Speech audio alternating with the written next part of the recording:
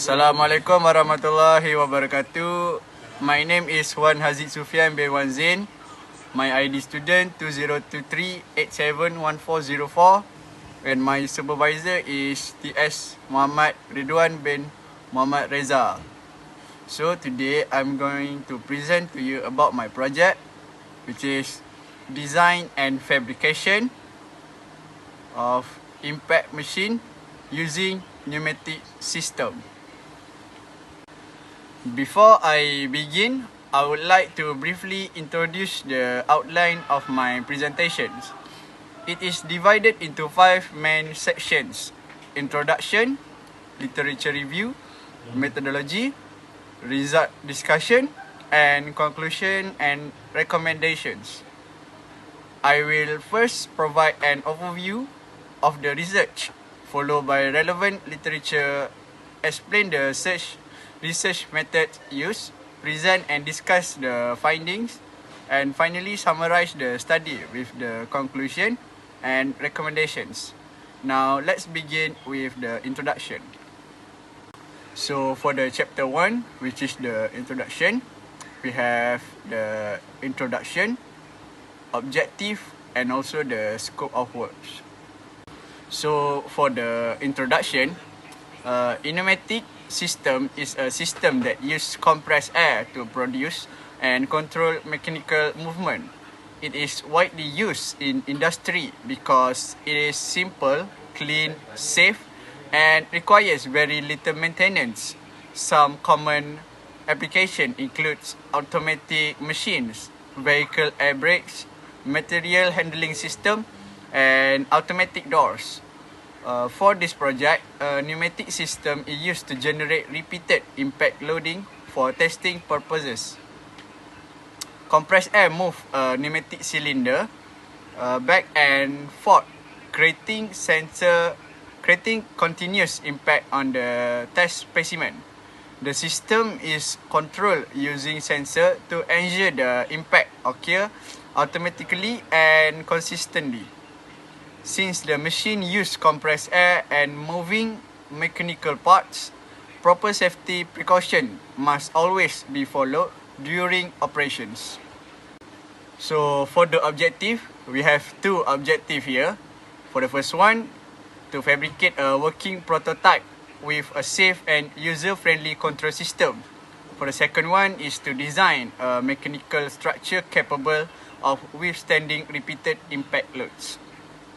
So for the scope of works, the project was complete in 3 main stages. First, research was carried out to understand how pneumatic systems work, their application, and the safety precaution required. Information about the required impact force and suitable pneumatic components was also collected. Next, the machine and pneumatic system were designed. Components such as the air compressor, FRL unit, directional control valve, pneumatic cylinder, control system, and punch were selected to ensure the machine operates efficiently and safely. Finally, the prototype was tested. The tests include checking the control system, emergency stop function, air leakage, and cylinder operation. A repeated impact test was also performed to confirm that the machine works properly and consistently.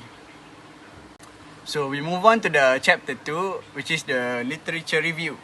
In this chapter, we cover about the advantages and disadvantages, and also the sensors.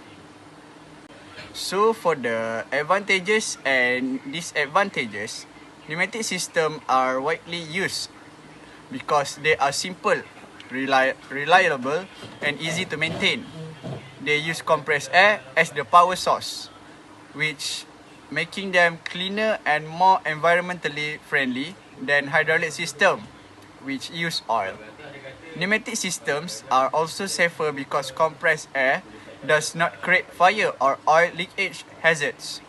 However, pneumatic systems also have some limitation. They produce lower force than hydraulic system because air can be compressed. They normally operate at around 6 to 7 bar, making them more suitable for light and medium duty application rather than heavy duty operations. We move on to the sensors. Sensors are important in pneumatic systems because they help monitor and control the machine to ensure safe and reliable operation. One common sensor is the magnetic proximity sensor, which detects the position of the pneumatic cylinder piston. It can be identified whether the piston is fully extended or fully retracted, allowing the system to control the cylinder movement accurately. Another important sensor is the pressure sensor. It monitors the compressed air pressure to ensure it stays within the required range. This helps the pneumatic components such as the cylinder and valve operate safely and efficiently. So we move on to the chapter 3, which is the methodology.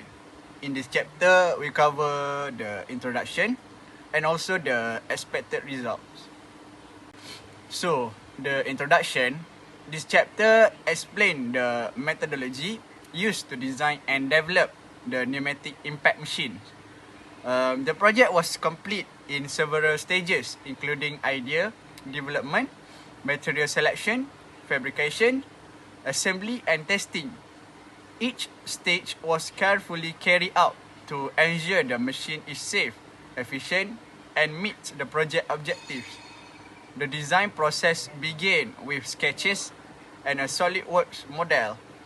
A flowchart was created to plan the project activities, while a morphological chart was used to compare different design concepts. Finally, a push chart was used to select the best design for the machine. So for the expected results, the expected outcome of this project is a fully functional pneumatic impact machine that can produce repeated impact load using compressed air. The machine is designed to operate safely, efficiently, and with a user-friendly control system.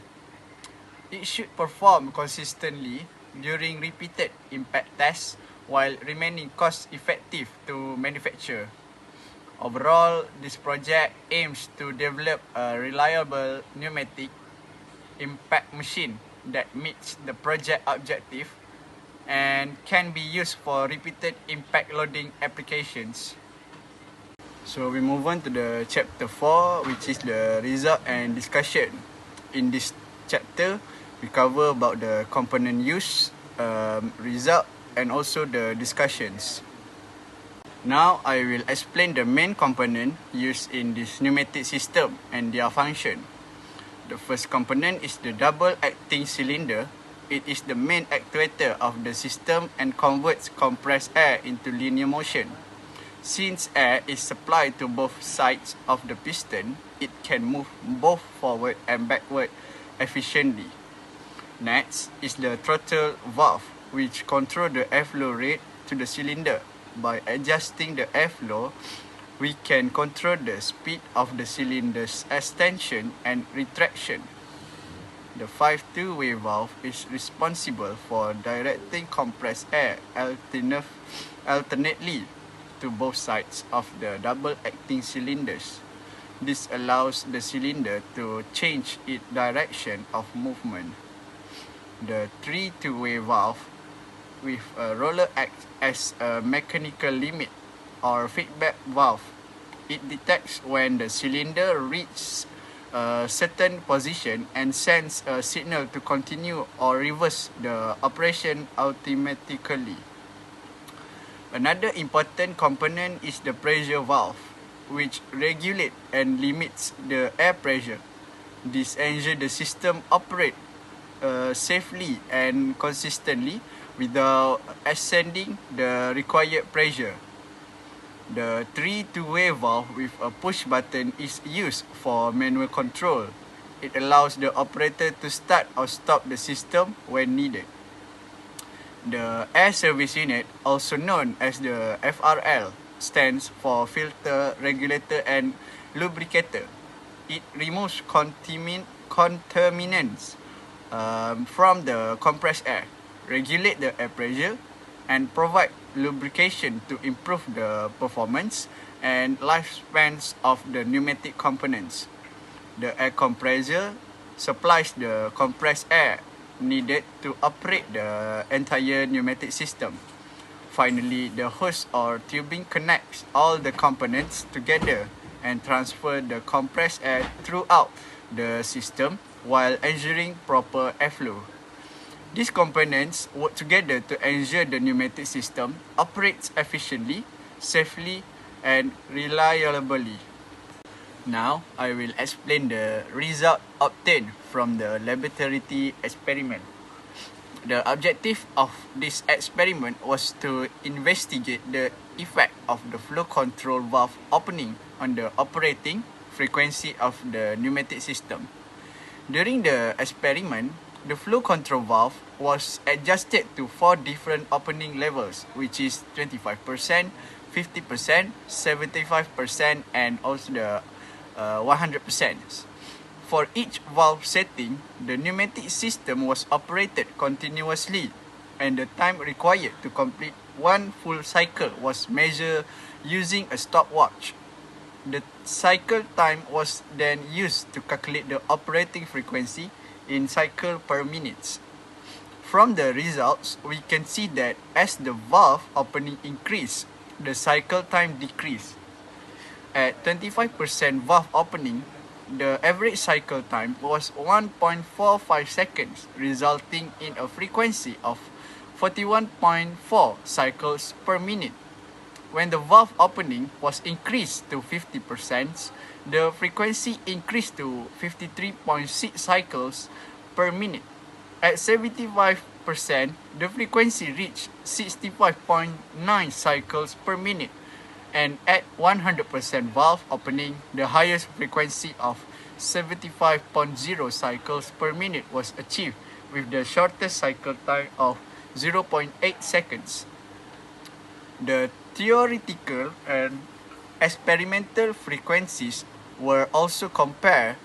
The experimental values were slightly lower than the theoretical values, with an error of approximately 6%. These differences may be caused by practical factors such as air leakage, friction in the cylinder, pressure fluctuation, and manual timing during the experiment. Finally, the experiment at 100% valve opening was repeated 5 times to check the consistency of the results. The measure frequencies range from 74.1 to 75.9 cycles per minute, showing that the system produced stable and reliable results. Overall, the results confirm that increasing the flow control valve opening increases the airflow, reduces the cycle times, and increases the operating frequency of the pneumatic systems. Now, I will discuss the findings of this study. Based on the experimental results, it is clear that increasing the flow control valve opening improved the performance of the pneumatic impact machine. As the valve opening increased from 25% to 100%, the impact frequency increased from 41.4 cycles per minute to 75.0 cycles per minute.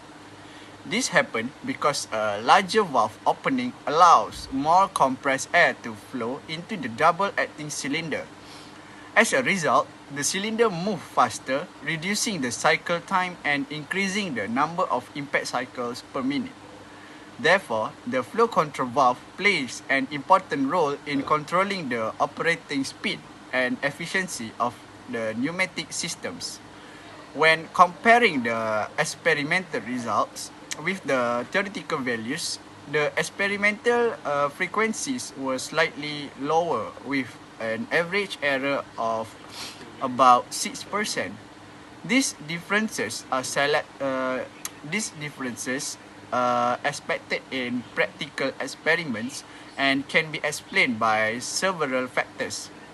These include friction between moving parts, pressure losses in the air supply, the response time of the control valves, and small air leaks in the pneumatic connections. In addition, manual timing during the experiment may have introduced minor measurement errors. Despite these differences, the experimental results follow the same trend as the theoretical calculations. This indicates that the system operated as expected and that the prototype is reliable. Overall, the experiment successfully achieved the project objectives. It demonstrated that adjusting the flow control valve is an effective way to control the impact frequency of the pneumatic machine while maintaining stable and consistent system performance. So for the last chapter, which is the chapter 5, for the conclusion and recommendation. And we cover about the conclusion and recommendation in this chapter. To wrap up today's presentation, let us look at the conclusion of this final year project. The main objective of this project was to develop a pneumatic impact machine that can produce repeated impact movement reliably. Based on our comprehensive experimental results, I am pleased to state that all the project objectives were successfully achieved. Looking into the specific technical performance, the machine operated highly efficiently at a working pressure of 3 bar with a 50 mm cylinder stroke. A key highlight of our testing involved the flow control valve. By carefully adjusting this valve, the maximum operating frequency successfully reached 75 cycles per minute, proving the system's capability to handle high-frequency demands smoothly. Of course, for any industrial or automation applications, consistency is vital. The repeatability tests also show that the machine produces consistent impact movements with only small differences between each cycle. Overall, the pneumatic impact machine successfully demonstrated a safe, controlled, and repetitive operation, fulfilling every design requirement we set out to meet. Moving on to our future work and recommendation for this project, as outlined on the slide, we have identified 3 critical areas where this pneumatic impact machine can be further optimized and upgraded for industrial scaling. Our first recommendation is the installation of extra sensors. While the current prototype successfully achieved repetitive impact movements, adding specialized feedback sensor such as proximity or pressure sensor will significantly enhance the system's intelligence. This additional sensor will allow for real-time monitoring of the cylinder's exact position and impact force. This ensures that any mechanical drift or drop in line pressure can be instantly detected and corrected, vastly improving the overall safety and precision of the machine during continuous operation. Secondly, we recommended the use of higher quality hoses throughout the pneumatic circuit. During our high-frequency testing of up to 75 cycles per minute, the pneumatic lines were subjected to rapid, fluctuating pressure loads. Upgrading to heavy-duty industrial-grade hoses with superior pressure rating and the thermal resistance will minimize the risk of micro-leak or pressure drops over extended period of time. This upgrade is essential for improving the system's long-term durability and ensuring it can handle even higher working pressure beyond the current 3-bar setup without unexpected fatigue. Finally, our third recommendation is to install automatic control system. In our current setup, adjusting the operating frequency relies on manual calibration of the flow control valve. By integrating a fully automated control system, such as a programmable logic controller or PLC, we can transition from manual tuning to software-driven operation.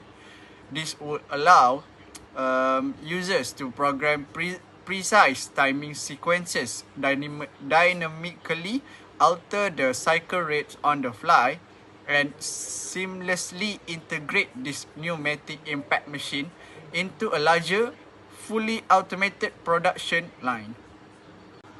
I hope everything was clear about my project, and if you have any question, you can ask me. That's all from me. Thank you.